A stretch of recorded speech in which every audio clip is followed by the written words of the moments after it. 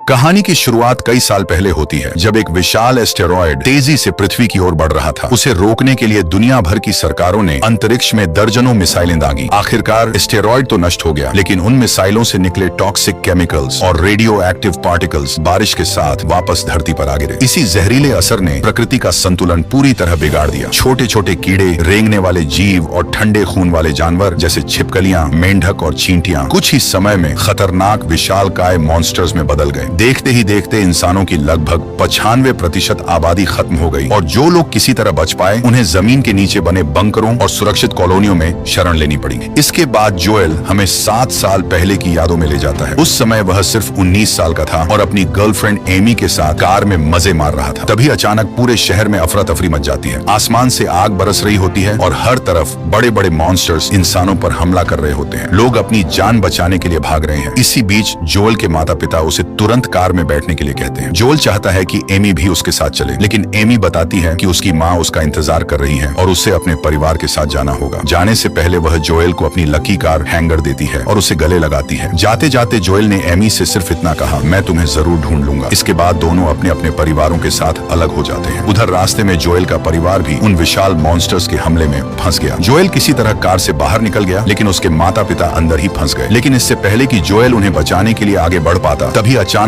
एक विशाल मॉन्स्टर ने अपने भारी भरकम पैर से उनकी कार को पूरी तरह कुचल दिया। अपनी आंखों के सामने माता पिता को मरते देखकर जोएल पूरी तरह टूट गया। आसपास मौजूद कुछ लोग उसे वहां से बचाकर ले गए। उस दर्दनाक हादसे को अब 7 साल बीत चुके थे, लेकिन जोएल आज भी उसे भुला नहीं पाया था। अब वह उसी सर्वाइवर ग्रुप के साथ रह रहा था जिसने उस दिन उसकी जान बचाई थी। 24 साल का जोएल बंकर 704 में रह रहा है। वहाँ मौजूद लगभग सभी लोग बाहर जाकर मॉन्स्टर्स का शिकार करते हैं और अपनी कॉलोनी की रक्षा करते हैं, लेकिन जोएल बाकी लोगों जैसा नहीं है। उसे एक बड़ी कमजोरी परेशान करती है। जब भी उसके सामने कोई मॉन्स्टर आता है, वह डर के कारण पूरी तरह जड़ हो जाता है। उसका शरीर काम करना बंद कर देता है और वह कोई फैसला नहीं ले पाता। इसी वजह से उसे कभी भी बाहर मिशन पर नहीं भेजा जाता। बंकर के अंदर उसका काम खाना बनाना, गाय का दूध निकालना और रेडियो जैसी मशीनों को ठीक करना है। खाली समय में जोएल अपनी एक खास डायरी तैयार करता है। उसमें वह अलग अलग मॉन्स्टर्स के स्केच बनाता है और उनके बारे में मिली हर जानकारी लिखता है, ताकि कभी जरूरत पड़े तो उनकी कमजोरियां काम आ सके। हालांकि बंकर में रहते हुए वह खुद को काफी अकेला महसूस करता है, क्योंकि वहाँ मौजूद लगभग हर इंसान किसी न किसी के साथ रिश्ते में है, जबकि उसकी जिंदगी में सिर्फ एमी की यादें ही बची हैं। इसी दौरान एक दिन बंकर के अंदर अचानक एक विशालकाय चींटी घुस आती है। खतरा देखते ही सभी लोग हथियार उठा लेते हैं और जोएल को पीछे रहने के लिए कहते हैं। लड़ाकू टीम उस मॉन्स्टर को खत्म करने आगे बढ़ती है, जबकि बाकी लोग दूरी से नजर बनाए रखते हैं। लेकिन हमला उम्मीद से ज्यादा खतरनाक साबित होता है और उनका एक साथी मारा जाता है। अपने दोस्त की मदद करने के लिए जोएल भी हिम्मत जुटाकर आगे बढ़ता है। वह सावधानी से आगे जाता है और अपने साथी को आवाज देता है, लेकिन अगले ही पल वही विशाल चींटी उसके दोस्त को अपने जबड़ों में दबाकर निकल जाती है। ये नजारा देखकर जोएल एक बार फिर डर के कारण वहीं जड़ हो जाता है। चींटी उस पर भी हमला करने वाली होती है, लेकिन तभी उसके साथी समय रहते पहुंच जाते हैं और उसकी जान बचा लेते हैं। कुछ समय बाद जोएल हमेशा की तरह रेडियो के जरिए अलग अलग कॉलोनियों से संपर्क करने की कोशिश करता है। वह पिछले कई सालों से एमी को खोज रहा होता है। आखिरकार एक दिन उसकी आवाज एमी तक पहुंच जाती है। अब एमी समुद्र किनारे मौजूद एक कॉलोनी में रह रही होती है, जो जोएल के बंकर से करीब 140 किलोमीटर दूर है। इतने साल बाद जोएल की आवाज सुनकर वह भी हैरान और खुश हो जाती है। दोनों काफी देर तक एक दूसरे से बातें करते हैं, लेकिन अचानक रेडियो का सिग्नल टूट जाता है और संपर्क खत्म हो जाता है। रेडियो बंद होने के बाद जोएल को एहसास होता है कि अगर उसने अब भी कोशिश नहीं की तो शायद वह एमी से कभी नहीं मिल पाएगा। उसी समय बंकर के लोग उस रास्ते को पूरी तरह बंद कर देते हैं जहाँ से विशाल चींटी अंदर आई थी। तभी जोएल अपने साथियों से पूछता है कि एमी की कॉलोनी यहाँ से कितनी दूर है। तभी उसे पता चलता है कि वहाँ पहुँचने में लगभग 7 दिन लग सकते हैं और इतने लंबे सफर में अनुभवी शिकारी भी मुश्किल से 50 मील तक सुरक्षित जा पाते हैं। सभी लोग जोएल को समझाते हैं कि उसके लिए यह सफर लगभग नामुमकिन है, लेकिन इस बार वह अपना फैसला बदलने वाला नहीं होता। जोएल सभी साथियों से कहता है कि वह उन सब से बहुत प्यार करता है, लेकिन इस दुनिया में सिर्फ एक इंसान है जिसने उसे सच में जीने की वजह दी थी, और वह है एमी। इसलिए वह उससे मिलने जरूर जाएगा। इसके बाद उसने अपने सफर के लिए जरूरी सामान बैग में पैक कर लिया। उसके साथी आखिरी बार उसे रोकने की कोशिश करते हैं, लेकिन जोएल साफ कह देता है कि वह दुनिया के खत्म होने का इंतजार करते हुए बंकर में नहीं मरना चाहता। आखिर में उसके दोस्त उसे एक मैप देते हैं और सलाह देते हैं कि अगर रास्ते में कोई मॉन्स्टर मिले तो लड़ने की कोशिश मत करना, सिर्फ छिपना और मौका मिलते ही भाग जाना। सभी से विदा लेने के बाद जोएल भारी बंकर का दरवाजा पार करता है। पूरे 7 साल बाद वह पहली बार खुली दुनिया की रोशनी देखता है। उसके सामने चारों ओर फैले वीरान जंगल और अनजान खतरे उसका इंतजार कर रहे होते हैं। जोल एक गहरी सांस लेता है, अपना मैप खोलता है और एमी तक पहुंचने के लिए अपनी सबसे कठिन यात्रा की शुरुआत कर देता है। एमी की कॉलोनी पश्चिम दिशा में थी, लेकिन सबसे बड़ी परेशानी यह थी कि जोएल को खुद नहीं पता था कि पश्चिम आखिर किस तरफ है। उसके पास न सही दिशा थी और न ही बाहर की दुनिया का अनुभव। फिर भी वह हिम्मत जुटाकर बस आगे बढ़ता जाता है। कुछ ही दूरी तय करने के बाद उसे किसी विशाल जीव की डरावनी आवाज सुनाई देती है। अपनी जान बचाने के लिए वह पास में खड़े एक टूटे फूटे घर के अंदर छिपने की कोशिश करता है, लेकिन वहाँ पहले से ही एक विशाल म्यूटेटेड मेंढक मौजूद होता है। वह तुरंत जोएल की मौजूदगी महसूस कर लेता है। जैसे ही जोएल की नजर उस मेंढक पर पड़ती है, वह हमेशा की तरह डर के कारण वहीं जड़ हो जाता है। ऐसा लगता है कि उसका सफर शुरू होते ही खत्म होने वाला है। अगले ही पल वह मॉन्स्टर अपनी लंबी जीभ से जोएल पर हमला करता है, लेकिन तभी अचानक कोई उसे जोर से धक्का देकर खतरे से दूर कर देता है। जोएल हैरान होकर देखता है कि यह एक कुत्ता है। दरअसल कई मॉन्स्टर्स कुत्तों से थोड़ा सतर्क रहते हैं, लेकिन खतरा अभी टला नहीं होता। विशाल मेंढक दोबारा हमला करता है और इस बार अपनी चिपचिपी जीभ से जोएल की टांग लपेटकर उसे अपनी तरफ खींचने लगता है। तभी वह कुत्ता झपटकर मॉन्स्टर की जीभ पर काट लेता है। दर्द से तिलमिलाकर मॉन्स्टर अपनी पकड़ छोड़ देता है। मौका मिलते ही जोएल और वह कुत्ता तेजी से वहां से भाग निकलते हैं। भागते भागते दोनों एक पुरानी बस तक पहुंचते हैं। वही बस उस कुत्ते का ठिकाना होती है। अंदर पहुंचकर जोएल समझ जाता है कि कभी इस बस में उसका मालिक रहता था, लेकिन अब वह इस दुनिया में नहीं है। बस की दीवार पर बड़े अक्षरों में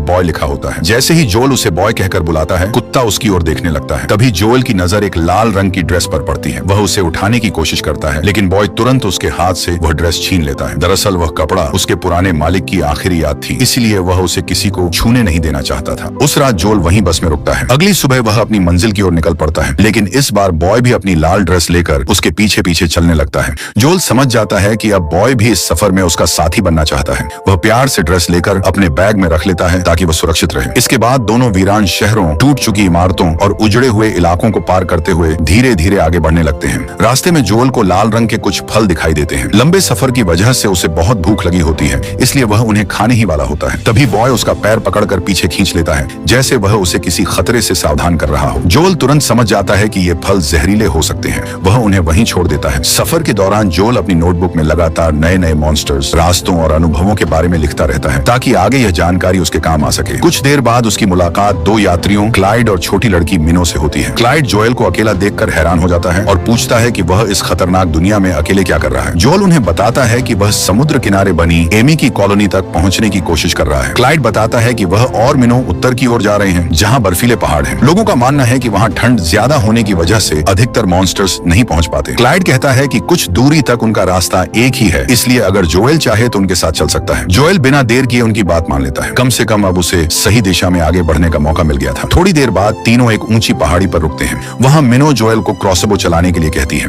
लेकिन जोएल का निशाना इतना खराब होता है कि उसका तीर टारगेट से काफी दूर जाकर गिरता है। तब मिनो धैर्य से उसे सही तरीका सिखाती है। बातचीत के दौरान वह बताती है कि उसके पिता उनकी कॉलोनी के सबसे बेहतरीन आर्चर थे, लेकिन एक मॉन्स्टर हमले में उनके पिता की मौत हो गई। उसी हमले में क्लाइड ने भी अपने बेटे को खो दिया था। उस दर्दनाक घटना के बाद से दोनों एक दूसरे का सहारा बनकर सुरक्षित जगह की तलाश में सफर कर रहे हैं। इसी बीच क्लाइड की नजर नीचे जंगल की ओर जाती है। उसे दूर से एक खतरनाक मॉन्स्टर उनकी दिशा में आता दिखाई देता है। वह तुरंत जोएल से कहता है कि उस जीव ने शायद उनकी गंध पकड़ ली है, इसलिए उन्हें बिना समय गंवाए वहां से निकलना होगा। कई सालों से खुले मैदानों में जीने की वजह से क्लाइड और मिनो को मॉन्स्टर्स की आदतों और उनकी कमजोरियों का काफी अनुभव हो चुका था। कुछ दूर आगे बढ़ने पर उन्हें रास्ते में एक विशाल बोल्टर स्नेल दिखाई देता है। क्लाइड जोएल को बिल्कुल स्थिर खड़े रहने के लिए कहता है। वैसे भी जोएल डर के कारण हिल नहीं पा रहा होता। क्लाइड धीरे से उसका टी शर्ट उतार कर उस स्नेल के ऊपर रख देता है। स्नेल बिना किसी पर हमला किए धीरे धीरे वहां से आगे निकल जाता है। इसके बाद क्लाइड समझाता है कि अब वह स्नेल जोएल की गंध अपने साथ दूर तक ले जाएगा, जिससे उनका पीछा कर रहा मॉन्स्टर भ्रमित हो जाएगा और जोएल की असली लोकेशन नहीं ढूंढ पाएगा। ये देखकर जोएल को पहली बार एहसास होता है कि इस नई दुनिया में हर विशाल जीव खतरनाक नहीं होता। कुछ जीव इंसानों को नुकसान नहीं पहुंचाते। मिनो भी उसे समझाती है कि कई बार किसी जीव की आंखों में देखकर अंदाजा लगाया जा सकता है कि वह हमला करेगा या शांत रहेगा। शाम ढलते ही तीनों एक सुरक्षित जगह रुककर खाना खाते हैं और आराम करने की तैयारी करते हैं। लेकिन कुछ ही देर बाद क्लाइड उन्हें तुरंत जगा देता है। वह समझाता है कि इस दुनिया में लंबे समय तक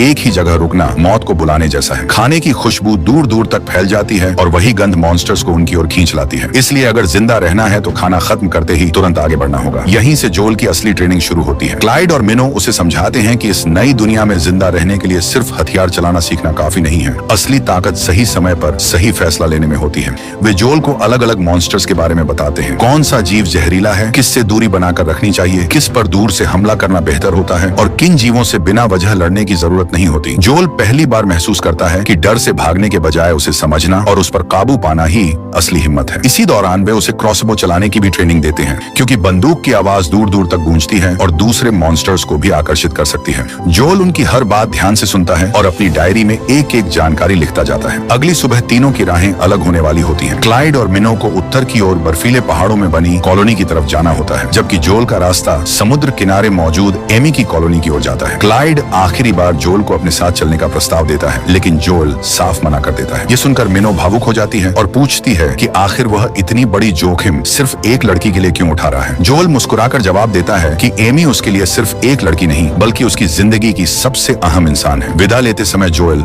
मिनो को एक लिपस्टिक तोहफे में देता है, जिसे पाकर वह खुश हो जाती है। दूसरी ओर क्लाइड उसे आखिरी सलाह देता है कि हमेशा अपनी इंस्टिंक्ट्स पर भरोसा रखना, बेवजह डर कर पीछे मत हटना। इसके साथ वह जोल को एक हैंड ग्रेनेड भी देता है, जो आगे चलकर उसके बहुत काम आने वाला था। भारी मन से दोनों से विदा लेकर जोएल बॉय के साथ अकेले अपनी मंजिल की तरफ निकल पड़ता है। अब उसके पास सिर्फ हिम्मत ही नहीं, बल्कि क्लाइड की सीख और अपनी बनाई हुई डायरी भी थी, जिसमें उसने अलग अलग मॉन्स्टर्स की आदतें, ताकत और कमजोरियां दर्ज कर रखी थी। दोनों घने जंगलों के बीच आगे बढ़ते रहते हैं। कुछ देर बाद बॉय अचानक बेचैन होने लगता है। वह बार बार इधर उधर देखने लगता है और फिर तेजी से भागकर एक सुरक्षित जगह में छिप जाता है। जोल उसे आवाज देकर पूछता है कि आखिर क्या हुआ है। तभी उसके पैरों के नीचे की जमीन जोर जोर से कांपने लगती है। अगले ही पल मिट्टी फटती है और विशाल टेंटिकल्स बाहर निकल आते हैं। जमीन के अंदर छिपा एक खतरनाक मॉन्स्टर उनके सामने आ खड़ा होता है। जोल तुरंत क्रॉसबो उठाकर निशाना साधता है, लेकिन जैसे ही मॉन्स्टर उसकी तरफ बढ़ता है, उसका पुराना डर फिर लौट आता है। उसका शरीर एक बार फिर जाम हो जाता है। मॉन्स्टर अपनी पूंछ मारकर उसे दूर फेंक देता है और अब उसकी नजर छिपे हुए बॉय पर टिक जाती है। बॉय बिना आवाज किए अपनी जगह पर दुबका रहता है। यह दृश्य देखकर जोएल के दिमाग में 7 साल पुरानी दर्दनाक यादें ताजा हो जाती हैं। दुनिया की तबाही के दौरान उसके माता पिता कार में फंस गए थे। उन्होंने जोएल को अपनी जान बचाकर भागने के लिए कहा था, लेकिन जोएल की आंखों के सामने ही एक विशाल मॉन्स्टर ने उन्हें बेरहमी से मार डाला था। उसी हादसे के सदमे ने उसे हमेशा के लिए डरपोक बना दिया था। अब इतिहास खुद को दोहराने वाला था। मॉन्स्टर बॉय को निगलने ही वाला होता है, लेकिन इस बार जोएल किसी अपने को अपनी आंखों के सामने मरने नहीं देना चाहता। वह अपने डर पर काबू पाता है, तेजी से उठता है और क्रॉसबो से हमला कर देता है। पहला तीर मॉन्स्टर को ज्यादा नुकसान नहीं पहुंचाता और वह और ज्यादा गुस्से में जोएल की तरफ लपकता है, लेकिन ठीक सही समय पर जोएल दूसरा वार उसके सिर पर करता है। इस बार मॉन्स्टर संतुलन खोकर जमीन पर गिर जाता है और आखिरकार मर जाता है। बॉय की जान बच जाती है। यह जोएल की जिंदगी का पहला मॉन्स्टर था जिसे उसने अपने दम पर हराया था। इस जीत के बाद उसके अंदर एक नया कॉन्फिडेंस पैदा हो जाता है। कुछ देर बाद मौसम अचानक बदल जाता है और तेज बारिश शुरू हो जाती है। जोएल और बॉय बचने के लिए पास के एक पुराने घर में शरण लेते हैं। वहाँ उन्हें एक पुराना सर्विस रोबोट मिलता है, जिसकी बैटरी में सिर्फ 51 मिनट का चार्ज बचा होता है। रोबोट बताता है कि कई साल पहले किसी जीव ने उस पर हमला किया था। खुद को बचाने के लिए वह इस घर में बंद हो गया और तब से इसी उम्मीद में इंतजार कर रहा था कि कोई एक दिन उसे ढूंढ निकालेगा। आखिरकार आज जोएल वहाँ पहुंच चुका था। जोएल उससे अपने सफर और एमी के बारे में बात करता है। फिर रोबोट की अनुमति से वह अपने रेडियो को उसके पावर सिस्टम से जोड़ता है, जिससे सिग्नल पहले से ज्यादा मजबूत हो जाता है। कुछ ही देर में उसका संपर्क एमी से हो जाता है। एमी उसकी आवाज सुनकर राहत की सांस लेती है। जोएल खुशी खुशी उसे बताता है कि अब वह पहले वाला डरा हुआ इंसान नहीं रहा। उसने मॉन्स्टर्स का सामना करना सीख लिया है और अब वह पहले से कहीं ज्यादा मजबूत महसूस करता है। जवाब में एमी बताती है कि हाल ही में कुछ नए लोग उनकी कॉलोनी में आए हैं और वे सबको वहां से सुरक्षित जगह ले जाने की तैयारी कर रहे हैं। इससे पहले कि दोनों और बात कर पाते, रेडियो का संपर्क फिर टूट जाता है। इसके बाद जोएल, बॉय और रोबोट बाहर बैठकर कुछ समय साथ बिताते हैं। रोबोट अपनी स्क्रीन पर जोएल के परिवार की पुरानी तस्वीर दिखाता है और उससे पूछता है कि अगर आज उसे अपनी माँ से एक बार बात करने का मौका मिले तो वह क्या कहेगा। जोएल भावुक होकर जवाब देता है कि वह उन्हें बताता कि वह आखिरकार सुरक्षित यहाँ तक पहुँच गया है। रास्ते में उसे ऐसे लोग मिले जिन्होंने बिना किसी स्वार्थ के उसकी मदद की, क्योंकि उन्होंने भी अपने प्रिय लोगों को खोया था। वह कहता है कि आज भी उसे अपने माता पिता की बहुत याद आती है। उसी शांत रात में वे तीनों साथ बैठते हैं और कुछ देर बाद रोबोट की बैटरी हमेशा के लिए खत्म हो जाती है। अगली सुबह जोएल और बॉय फिर अपनी मंजिल की तरफ निकल पड़ते हैं, लेकिन उन्हें पता नहीं होता कि इस इलाके में जमीन के नीचे रहने वाला एक बेहद खतरनाक मॉन्स्टर शिकार की तलाश में घूमता रहता है। बॉय सबसे पहले खतरे को महसूस कर लेता है। कुछ ही दूरी पर पीछे की जमीन में हलचल शुरू हो जाती है। आवाज सुनते ही वह मॉन्स्टर तेजी से उनकी तरफ बढ़ने लगता है। जोएल उसका ध्यान दूसरी तरफ खींचने की कोशिश करता है और बॉय के साथ भागने लगता है। मॉन्स्टर जमीन को चीरते हुए उनका पीछा करता रहता है। भागते भागते जोएल एक ढलान से फिसलकर नीचे गिर जाता है। वह किसी तरह पास के एक खोखले पेड़ के अंदर छिप जाता है और बॉय भी उसके साथ वहीं दुबक जाता है। कुछ ही सेकंड बाद मॉन्स्टर उनके बिल्कुल सामने आकर रुक जाता है। वह अपने शिकार की तलाश में चारों तरफ सूंघ रहा होता है। उस समय उनकी जरा सी हरकत भी उनकी मौत की वजह बन सकती थी। दोनों बिना सांस लिए चुपचाप छिपे रहते हैं और आखिरकार मॉन्स्टर उन्हें ढूंढ नहीं पाता और वापस लौटने लगता है। लेकिन तभी बॉय की नजर अपने पुराने मालिक की लाल ड्रेस पर पड़ती है जो जोएल के बैग से गिर गई थी। वह उसे उठाने के लिए बाहर भागता है। उसकी हलचल महसूस करते ही मॉन्स्टर फिर से उनकी तरफ लौट पड़ता है। उसी पल जोएल को क्लाइड का दिया हुआ ग्रेनेड याद आता है। वह जल्दी से उसकी पिन निकालता है और जैसे ही मॉन्स्टर करीब पहुंचता है ग्रेनेड उसकी तरफ फेंक देता है। जोरदार धमाके के साथ वह विशाल जीव टुकड़ों में बिखर जाता है। यह जोएल का दूसरा मॉन्स्टर शिकार था। कुछ दिन पहले तक जो लड़का डर के कारण हिल भी नहीं पाता था, अब वही लगातार अपनी जान बचाते हुए मॉन्स्टर्स को मात दे रहा था। लेकिन मुश्किलें अभी खत्म नहीं हुई थी। बाहर निकलते ही जोएल देखता है कि उसके हाथों पर अजीब जहरीले कीड़े चिपके हुए हैं। जब वह अपनी शर्ट उतारता है तो पता चलता है कि ऐसे कई कीड़े उसके पूरे शरीर पर फैल चुके हैं। घबराहट में वह बॉय पर गुस्सा निकाल देता है और उसे इस मुसीबत का जिम्मेदार ठहराता है। बॉय दुखी होकर वहां से भाग जाता है। जोएल अकेले आगे बढ़ने लगता है, लेकिन कुछ ही देर में उसे महसूस होता है कि उसके शरीर में जहर तेजी से फैल रहा है। उसकी आंखों के सामने धुंध छाने लगती है और उसके कदम लड़खड़ाने लगते हैं। तभी उसे पास में एक ऐसा पौधा दिखाई देता है जिसके बारे में उसने रास्ते में सीखा था। वह तुरंत उसकी पत्तियां खा लेता है। धीरे धीरे दवा असर करने लगती है और वह किसी तरह खुद को संभालते हुए आगे बढ़ता रहता है। धुंधली नजरों के बीच उसे सामने किसी की परछाई दिखाई देती है। पहले उसे लगता है कि शायद वह कोई सपना देख रहा है, लेकिन जैसे जैसे वह आकृति पास आती है उसे यकीन हो जाता है कि वह कोई और नहीं बल्कि एमी है, जिससे वह पूरे 7 साल पहले बिछड़ गया था। एमी उसे अपने सामने देखकर खुशी से भर उठती है और कहती है कि उसे यकीन ही नहीं हो रहा कि जोएल सच में यहाँ तक पहुँच गया। हालांकि जोएल के शरीर में जहर का असर अभी भी पूरी तरह खत्म नहीं हुआ था, इसलिए वह एमी को किस करता है और बेहोश हो जाता है। जब जोएल की आंख खुलती है तो वह मुस्कुराते हुए कहता है कि इतने साल बाद उसे किस करना बहुत अच्छा लगा। इस पर एमी हंसते हुए बताती है कि उसने उसे नहीं बल्कि पास खड़े एक इंसान को किस कर दिया था, क्योंकि वह पूरी तरह बेहोश था। जोएल अपनी बेइज्जती पर शर्मिंदा हो जाता है और माहौल हल्का फुल्का बन जाता है। लेकिन इसी दौरान कहानी नया मोड़ लेती है। एमी जोएल को बताती है कि कुछ दिन पहले उनकी कॉलोनी में एक कैप्टन और उसके साथी पहुंचे थे। कैप्टन का दावा है कि वह सभी बचे हुए लोगों को एक ऐसी सुरक्षित जगह ले जाएगा जहां मॉन्स्टर्स कभी नहीं पहुंच सकते। कुछ ही दिनों में पूरी कॉलोनी उसके जहाज के साथ वहां जाने वाली है। यह सुनकर जोएल थोड़ा असहज महसूस करता है। इतने लंबे सफर के बाद वह सिर्फ एमी से मिलने आया था, लेकिन अब उसे लगने लगता है कि शायद उसकी जिंदगी में बहुत कुछ बदल चुका है। थोड़ी देर बाद एमी वहां से चली जाती है और जोएल अकेला रह जाता है। आराम करने के बाद जोएल पहली बार पूरी कॉलोनी देखने बाहर निकलता है। बाहर का नजारा देखकर वह हैरान रह जाता है। सामने खुला समुद्र, ताजी हवा और सुरक्षित माहौल देखकर उसे समझ आता है कि यह जगह बाकी कॉलोनियों से काफी अलग है। कॉलोनी जमीन के अंदर बनी जरूर है, लेकिन पीछे फैले गहरे समुद्र की वजह से यहाँ रहने वाले लोग काफी हद तक सुरक्षित हैं, क्योंकि ज्यादातर मॉन्स्टर्स पानी में नहीं आ सकते। इसी बीच एमी उसे कैप्टन और उसके साथियों से मिलवाती है। वह सबको बताती है कि जोएल अकेले 7 दिनों का खतरनाक सफर तय करके यहाँ पहुंचा है। ये सुनकर कैप्टन भी जोएल की हिम्मत की तारीफ करता है। वह बताता है कि पहले वह सेना में था और अब बचे हुए लोगों को अपने जहाज के जरिए एक सुरक्षित बेस तक पहुंचाता है, जहां वे बिना मॉन्स्टर्स के डर के नई जिंदगी शुरू कर सकते हैं। कुछ देर बाद जोएल और एमी को अकेले बात करने का मौका मिलता है। जोएल साफ साफ कह देता है कि वह सिर्फ उसके लिए इतना लंबा सफर तय करके आया है। फिर भी उसे महसूस हो रहा है कि एमी पहले जैसी खुश नहीं है। तब एमी धीरे धीरे उसे सच्चाई बताती है। वह कहती है कि 7 साल बहुत लंबा समय होता है। इस दौरान उसने अपने माता पिता को खो दिया और पिछले साल उसने एक ऐसे इंसान को भी खो दिया जो उसके बेहद करीब था। ये सुनकर जोएल समझ जाता है कि एमी की जिंदगी भी पूरी तरह बदल चुकी है। उसे एहसास होता है कि बिना कुछ पूछे और बिना उसकी परिस्थितियां जाने वह सीधे यहाँ पहुंच गया। एमी भी मानती है कि उसे रेडियो पर पहले ही सब सच बता देना चाहिए था। इसके बावजूद वह खुश है कि जोएल सुरक्षित उसके पास पहुंच गया। वह चाहती है कि अब दोनों बाकी लोगों के साथ यहाँ से निकलकर नई शुरुआत करें, लेकिन जोएल अभी भी अपने मन की उलझनों में फंसा हुआ था। कुछ समय बाद जोएल कॉलोनी के रेडियो से अपने पुराने बंकर से संपर्क करने की कोशिश करता है, लेकिन शुरुआत में कोई जवाब नहीं मिलता। तभी वहाँ का एक आदमी उसके लिए फल और बियर लेकर आता है। वह बताता है कि कैप्टन ने नई यात्रा की खुशी में पूरी कॉलोनी के लिए छोटी सी पार्टी रखी है। जोएल खाने से पहले अपने बैग से वह पुराना नक्शा निकालता है जो उसके दोस्तों ने उसे विदा करते समय दिया था। नक्शे के पीछे उसके सभी साथियों ने प्यार भरे संदेश लिखे थे। उन्हें पढ़कर जोएल को एहसास होता है कि जिन लोगों को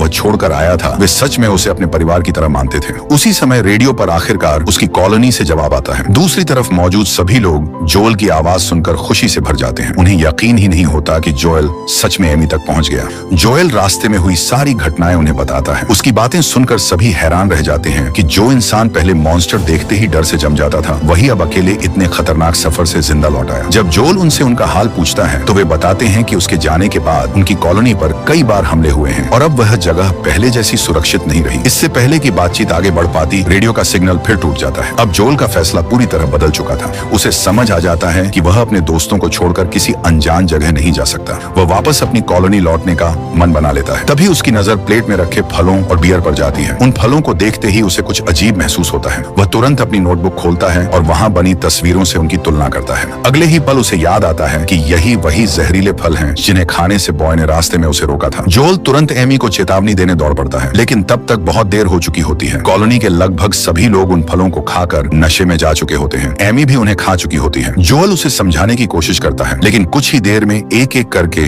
सभी लोग बेहोश होने लगते हैं। तभी पीछे से डाना जोल के सिर पर वार करती है और वह भी बेहोश हो जाता है। जब जोल की आंख खुलती है तो वह खुद को और कॉलोनी के बाकी लोगों को रस्सियों से बंधा हुआ पाता है। अब असली सच्चाई सामने आती है। कैप्टन और उसके साथी कोई मददगार नहीं बल्कि लुटेरे थे। वे कई सालों से अलग अलग कॉलोनियों में जाकर लोगों को बेहोश करते, उनका सामान लूटते और फिर उन्हें मॉन्स्टर्स के हवाले कर देते थे। लेकिन सबसे बड़ा राज अभी सामने आना बाकी था। कैप्टन बताता है कि उसका जहाज किसी इंजन से नहीं चलता। दुनिया खत्म होने के बाद ईंधन मिलना लगभग नामुमकिन हो गया था, इसलिए उसने एक विशाल समुद्री मॉन्स्टर को कैद कर रखा है। वही उनके जहाज को खींचता है और बदले में वे उसे इंसानों का शिकार करने देते हैं। इतना कहकर कैप्टन अपने रिमोट से उस मॉन्स्टर को बुलाता है। समुद्र की गहराई से धीरे धीरे एक विशालकाय केकड़ा उनकी तरफ बढ़ने लगता है। चारों तरफ अफरा तफरी मच जाती है। इसी बीच एमी पूरी ताकत लगाकर हाथ में बंधी रस्सी तोड़ देती है और फिर जोल को भी आजाद कर देती है। वह जोल से कहती है कि वह कैप्टन और उसके लोगों को रोकेगी, जबकि जोल को उस विशाल क्रैब का सामना करना होगा। एमी एक धातु की प्लेट को ढाल बनाकर गोलियों से बचते हुए सीधे रॉकों पर हमला कर देती है। दोनों जमीन पर गिरकर भिड़ जाते हैं। उधर क्रैब तेजी से किनारे की तरफ बढ़ रहा होता है। जोएल हिम्मत जुटाकर लोहे की रॉड उठाता है और उसकी तरफ दौड़ता है, लेकिन हमला करने से पहले ही वह फिसल कर गिर जाता है। कैप्टन तुरंत अपने रिमोट से क्रैब के गले में बंधी इलेक्ट्रिक चेन में तेज करंट छोड़ता है। दर्द से तड़पता हुआ क्रैब बेकाबू होकर जोएल को दूर फेंक देता है। दूसरी बार करंट लगते ही वह पूरी तरह कैप्टन के नियंत्रण में आ जाता है। दूसरी तरफ एमी को होश आता है, लेकिन उसके सामने डाना खड़ी होती है। दोनों के बीच जबरदस्त लड़ाई शुरू हो जाती है। कुछ देर तक मुकाबला बराबरी का चलता है, लेकिन आखिर में डाना एमी पर भारी पड़ने लगती है। उधर क्रैब सीधे जोल की तरफ बढ़ रहा होता है। तभी अचानक बॉय वहां पहुंच जाता है और हमेशा की तरह जोल और मॉन्स्टर के बीच आकर खड़ा हो जाता है। क्रैब कुत्ते को देखकर कुछ पल के लिए रुक जाता है। कैप्टन तुरंत डैन को आदेश देता है कि बॉय को गोली मार दो। डैन ट्रिगर दबाने ही वाली होती है कि एमी उसका हाथ झटका देती है। गोली अपना निशाना चूक जाती है और ग्रेनेड क्रैब से टकरा जाता है। विस्फोट से क्रैब और भी ज्यादा गुस्से में आ जाता है। कैप्टन नीचे उतरकर एमी पर हमला करता है और वह फिर से बेहोश हो जाती है। कैप्टन दोबारा रिमोट से क्रैब को करंट देता है, जिससे उसका ध्यान कैप्टन से हटकर जोएल की तरफ चला जाता है। जोएल समझ जाता है कि एमी खतरे में है। वह बॉय को उसके पास भेज देता है। बॉय दौड़कर एमी के चेहरे को चाटता है ताकि उसे होश आ जाए। इधर क्रैब लगातार जोएल पर हमला करता रहता है, लेकिन इस बार जोएल हर वार से बच निकलता है। थोड़ी देर बाद एमी को होश आ जाता है और वह पास पड़ी ग्रेनेड गन उठा लेती है। उधर ये तीनों अपनी छोटी बोट लेकर भागने लगते हैं। इसी बीच क्रैब जोएल को अपने पंजों में जकड़ लेता है। जोएल एमी से ग्रेनेड गन मांगता है। जैसे ही गन उसके हाथ में आती है, वह निशाना लगाने ही वाला होता है कि अचानक उसे मिनो की कही हुई बात याद आती है। उसने कहा था कि किसी मॉन्स्टर की आंखों में देखकर समझा जा सकता है कि वह दुश्मन है या नहीं। जोएल क्रैब की आंखों में देखता है और उसे वहां सिर्फ दर्द दिखाई देता है। असली दुश्मन क्रैब नहीं, बल्कि वह इलेक्ट्रिक चेन थी जिससे कैप्टन उसे जबरदस्ती कंट्रोल कर रहा था। जोएल तुरंत अपना निशाना बदल देता है। वह सीधे चेन पर ग्रेनेड दागता है। जोरदार धमाके के साथ चेन टूट जाती है और उसके साथ जुड़ा बिजली का सिस्टम भी नष्ट हो जाता है। जोएल शांत आवाज में कहता है, अब तुम आजाद हो। आश्चर्य की बात यह होती है कि क्रैब जोएल को नुकसान पहुंचाए बिना उसे छोड़ देता है। एमी दौड़कर जोएल के पास पहुंचती है। कुछ पल के लिए क्रैब दोनों के सामने शांत खड़ा रहता है, मानो वह जोएल का शुक्रिया अदा कर रहा हो। अगले ही पल वह अपना रुख कैप्टन के जहाज की तरफ मोड़ देता है। कैप्टन घबराकर दोबारा रिमोट से क्रैब को नियंत्रित करने की कोशिश करता है, लेकिन अब कुछ नहीं होता। उसके साथी समझ जाते हैं कि उनका अंत तय है। कुछ ही पलों में विशाल क्रैब जहाज तक पहुंच जाता है और सबसे पहले डैना, फिर रॉको और आखिर में कैप्टन को भी निकल जाता है। इसके बाद वह पूरे जहाज को समुद्र में तबाह कर देता है। सब कुछ शांत होने के बाद जोएल वापस अपनी कॉलोनी लौटने की तैयारी करता है, लेकिन इस पूरे सफर के बाद एमी के दिल में उसके लिए पुरानी भावनाएं फिर से जाग उठती हैं। जोएल कहता है कि उसके दोस्तों को उसकी जरूरत है। विदा होने से पहले वह अपनी नोटबुक एमी को दे देता है ताकि उसमें लिखी जानकारी भविष्य में मॉन्स्टर्स से बचने में उसकी मदद कर सके। जोएल मुस्कुराकर एमी का शुक्रिया अदा करता है, क्योंकि उसी की तलाश ने उसे वह इंसान बना दिया जो वह आज है। जाने से पहले जोएल हिम्मत करके एमी को एक बार फिर किस करता है और इस बार एमी भी उसी पल का इंतजार कर रही होती है। विदा लेते समय एमी मुस्कुराकर वही बात कहती है जो सालों पहले जोएल ने उससे कही थी, मैं तुम्हें ढूंढ लूंगी। इसके बाद जोएल और बॉय अपनी पुरानी कॉलोनी की तरफ लौट पड़ते हैं। एक बार फिर वे कई दिनों तक खतरनाक जंगलों और मॉन्स्टर्स से भरे रास्तों को पार करते हैं। आखिरकार वे अपने पुराने बंकर तक पहुंच जाते हैं। बाहर से पूरी जगह बुरी तरह तबाह नजर आती है, लेकिन अंदर जाते ही जोएल देखता है कि उसके सभी दोस्त अभी भी जिंदा हैं। उसे वापस देखकर सब खुशी से झूम उठते हैं। अंत में जोएल रेडियो के जरिए बाकी बची हुई कॉलोनियों के लिए एक मैसेज छोड़ता है। वह कहता कहता है कि उसने 15 दिन जमीन पर बिताए हैं और अगर वह जिंदा बच पाया है तो इसकी वजह एक वफादार कुत्ता और रास्ते में मिले कुछ अच्छे लोग हैं। अगर वह यह कर सकता है तो बाकी लोग भी कर सकते हैं। वह समझाता है कि हमेशा डर कर बंकरों में छिपे रहना किसी समस्या का हल नहीं है। उसके सफर से मिली जानकारी दूसरे लोगों की जिंदगी बचा सकती है। जोल सभी को उत्तर दिशा के बर्फीले पहाड़ों की ओर चलने की सलाह देता है, जहां मॉन्स्टर्स का खतरा बहुत कम है। रास्ता जरूर कठिन होगा, लेकिन आजादी हमेशा मुश्किल रास्तों से ही मिलती है। जोल के इस संदेश से प्रेरित होकर अलग अलग कॉलोनियों में छिपे लोग भी पहली बार बाहर निकलने का फैसला करते हैं। उनमें एमी और उसकी कॉलोनी के लोग भी शामिल होते हैं। सभी लोग नई उम्मीद के साथ उत्तर की ओर बढ़ने लगते हैं। फिल्म के आखिरी दृश्य में बर्फीले पहाड़ों पर क्लाइड और मिनो भी जोएल का रेडियो संदेश सुन रहे होते हैं। मिनो मजाक में कहती है कि वहाँ की बर्फीली मकड़ियां शायद जोएल को खा जाएंगी। इस पर क्लाइड मुस्कुराकर जवाब देता है कि अब जोएल खुद अपना ख्याल रखना सीख चुका है। इसी उम्मीद भरे पल के साथ लव एंड मॉन्स्टर्स की कहानी खत्म हो जाती है। अगर आपको ये कहानी पसंद आई तो हमारे चैनल पर ऐसी ही और भी दमदार मूवी एक्सप्लेनेशंस आपका इंतजार कर रही हैं। उन्हें आप यहाँ पर क्लिक करके देख सकते हैं। मिलते हैं अगली शानदार कहानी के साथ।